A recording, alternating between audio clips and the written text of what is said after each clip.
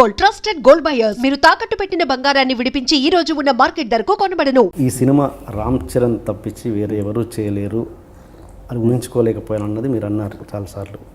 Course ఇది ప్రతి director చెప్పే మాటే, ప్రతి కథకి ఆడియన్స్కి ఇది రెగ్యులర్ అయిపోయింది. బట్ నేను అంటాను ఇట్స్ ఆర్గ్యుమెంట్. అంటే మీ వాక్యాన్ని ముందే కనిపిస్తున్నారు అంటే నేను చెప్పింది అలా కాదు.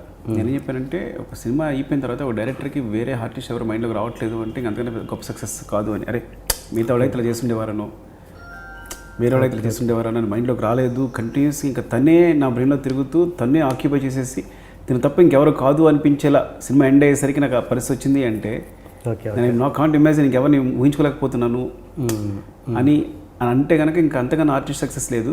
ఆ విధంగా చరణ్ నన్ను మొత్తం ఆక్యుపై చేసేసారు అని చెప్పాను.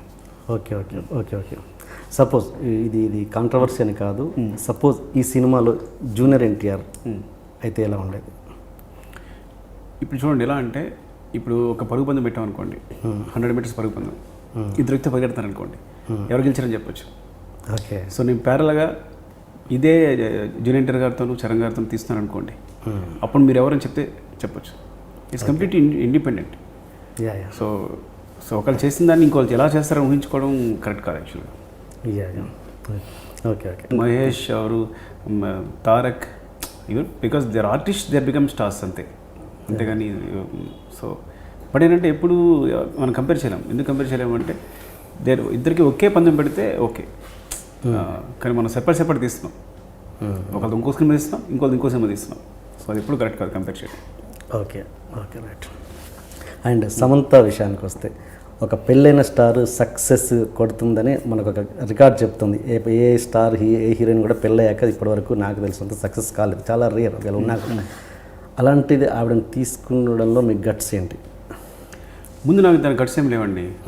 నాకు పెద్ద ఇష్టమై తీసుకున్నా కూడా కాదు సమంతని.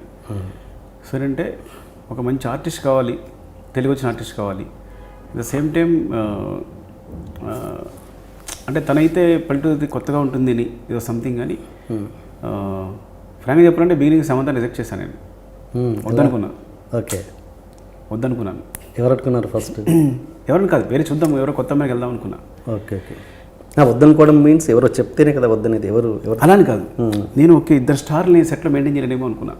ఓకే ఒకరి చరణ్ సమంత, నేను ఎప్పుడు ఆ సెట్లో డైలాగ్ రాసే బాబుతో నేను రాస్తూ ఇద్దరిని వెయిటింగ్లో ఉంచి, ఓకే అంటే ఇద్దరికి వెళ్ళి మళ్ళీ సారీ చెప్పుకుని లేదు కొంచెం లేట్ అయిందని ఇద్దరికి చెప్పుకునేమో ఒక్క స్టార్ చాలు. Of course Charan is very sweet, is down to earth, నన్ను ఎప్పుడు ఇట్లా ఎవరు ఇద్దరు కూడా సమంత కానీ వచ్చే తెలిసింది వాళ్ళంతా మామూలు జూనియర్ ఆర్టిస్టుల కన్నా ఎంత ఈజీగా డీల్ చేయొచ్చు వాళ్ళని, వాళ్ళంతా స్వీట్ అనే విషయం నాకు ఎప్పుడు వాళ్ళతో వర్క్ చేసినప్పుడు తెలుస్తుంది కదా, ముందు తెలియదు కదా. అందుకు టెన్షన్ పడ్డాను, అప్పుడు ఇద్దరు స్టార్స్ వద్దు, నాకు ఒక్క స్టార్ చాలని. అలా అనుకున్నందుకు గాను సమంత ప్రతిసారి తను ఇచ్చిన పర్ఫార్మెన్స్ ఇచ్చినప్పుడు నాకు ఫటాఫట కొట్టినట్టు అయింది. అంటే తను వచ్చి ఒక మంచి ఎక్స్ప్రెషన్ ఇవ్వగానే అబ్బా చెల్లెని కొట్టినట్టు అయింది అనమాట. అంటే తను చేసే ప్రతి పర్ఫార్మెన్స్ ప్రతి ఎక్స్ప్రెషన్ నన్ను కొట్టినట్టే అయింది.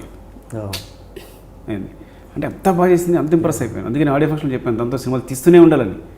ఆ లైఫ్ లాంగ్ తను 30 years వస్తే 30 years ఉన్న అమ్మాయిలాగా, 40 years వస్తే 40 years ఉన్న అమ్మాయి తీస్తూనే ఉండాలనిపించింది చెప్పాను. అంటే అంత ఇంప్రెస్ అయిపోయాను. ఇద్దరు ది బెస్ట్ అండి, Ram Charan the best so far. And ఇంకొకటి మామూలుగా హీరోయిన్ తోటి లిప్ లాక్ అన్నది ఓకే ఇట్స్ కామన్. అండ్ పెళ్ళైన తర్వాత ఒక లిప్ లాక్ సీన్ పెట్టేటప్పుడు మీరు ఎంత ఇబ్బంది పడ్డారు? ఏమన్నా చెప్పే విషయంలో కన్వే చేయడం విషయం అంటే ఆర్ట్ ఫామ్ అండి. ఆర్ట్ ఫామ్ని ఎప్పుడు అసలు ఇలాంటి క్వశ్చన్ వేయకూడదు. ఓకే ఆర్ట్ ఫామ్లో నిజంగా అది రిక్వైర్డా కాదని చూస్తే కంప్లీట్లీ రిక్వైర్డ్ కాకపోతే నేను వాళ్ళు కన్విన్స్ చేయలేను. ఓకే అంటే కన్విన్స్ అంటే హాఫ్ అన్ అవర్లో సీన్ తీసాం మేము, హాఫ్ అన్ అవర్లో మేము కన్విన్స్ చేయాల్సిన అవసరం కూడా లేకపోయింది వాళ్ళిద్దరికి. ఓకే నేను ఇది సీన్ అనగానే ఇట్స్ కరెక్ట్ కదా, తన ఇంకెలా ఎక్స్ప్రెస్ చేస్తుంది, తను లవ్ని గట్టిగా చెప్పే ఇష్టం లేదు తనకి, ఇంకెలా ఎక్స్ప్రెస్ చేస్తుంది, వేరే ఫామ్ ఏంటి, అంతకన్నా ఇంకో సొల్యూషన్ లేదు. That is a unique solution. అలా యూనిక్ సొల్యూషన్కి ఇది ఆర్ట్ ఫామ్ అన్నప్పుడు దాన్ని ఆర్టిస్టిక్గానే చూడాలి కానీ, అంటే ఆర్ట్ ఫామ్లోనే చూడాలి కానీ, అది కళాత్మకంగా చూడాలి కానీ ఇంక దాని మీద క్వశ్చన్స్ ఉండకూడదు నా ఉద్దేశం. ఓకే ఓకే వాళ్ళు ఎందుకు చేశారు, ఎందుకు చేయలేదు, ఇవన్నీ కరెక్ట్ కాదు. Okay come to Telugu audience అంతే, నేను దాని గురించి మాట్లాడుతున్నాను. వాళ్ళు కూడా దానికి కళాత్మకంగా చూడాలి, అంతే ఒక కళగా చూడాలి దాన్ని. ఓకే అండ్ ఇంకోటి ఒక సందర్భంలో మహేష్ అని అంటే ఒక అమ్మాయి ఒక సిచ్యువేషన్ వచ్చినప్పుడు ఒక అబ్బాయి చేపట్టుకోవడం ఎంత కరెక్ట్, ముద్దు పెట్టుకోవడం కూడా అంతే కరెక్ట్. రెండింటికి పెద్ద డిఫరెన్స్ ఉండదు ఆటలో. ఇప్పుడు ఇదివరకు పర ఆడదాన్ని చేపట్టుకున్నాడు అదే అంటే ఇదంతా ఒక 30-40 years బ్యాక్ ఎంత తప్పు ఉండేది ఇది. సో ప్లాట్ఫామ్స్ మారుతుంటాయి, జనాలు ఎడ్యుకేట్ అవుతూ ఉంటారు. యా సో నా దృష్టిలో ఒకవేళ ఒక అబ్బాయి ముద్దు పెట్టుకోవడం సినిమాలో తప్పైతే ఒక అమ్మాయి చేపట్టుకోవడం కూడా తప్పే. అదే ఐమ్ టాకింగ్ అబౌట్ మ్యారేజ్ అయిన అమ్మాయి గురించి ఇది ఆర్ట్ ఫామ్ అన్నప్పుడు మ్యారేజ్ కాదా ఇంకా బౌండరీస్ లేవు, కలకనేది బౌండరీస్ ఉండవు ఇప్పుడు. ఆన్సర్ చెప్పేశారు. ఓకే. అండ్ అఫ్కోర్స్ నేను నా డౌట్ 80sలో ఇలా పబ్లిక్గా లిప్ లాక్ పెట్టుకునే సందర్భాలు ఉన్నాయంటారా? అది మీరు 80లోకి వెళ్తే తెలుస్తుంది. ఊళ్ళో పల్లెటూరులో ఎంత రొమాన్స్ జరుగుద్ది అనేది. పొద్దున్న ఊరంతా గుప్పమంటూ ఉంటుంది. అంతేనా? పొద్దున్న లేసరికి గుప్పమంటూ ఉంటుంది. అంటే అది రొమాన్స్ అనేది అది సెపరేట్గా వాళ్ళు ఏం వల్గర్గాను బ్యాడ్గాను చూడరు పల్లెటూరులో. ఓకే. అది భాగం, జీవితంలో భాగం. యా అంతేగాని మనలాగా పరదలు కట్టుకుని బతకరు. 80s అయితే అసలు బతికేవారు కాదు.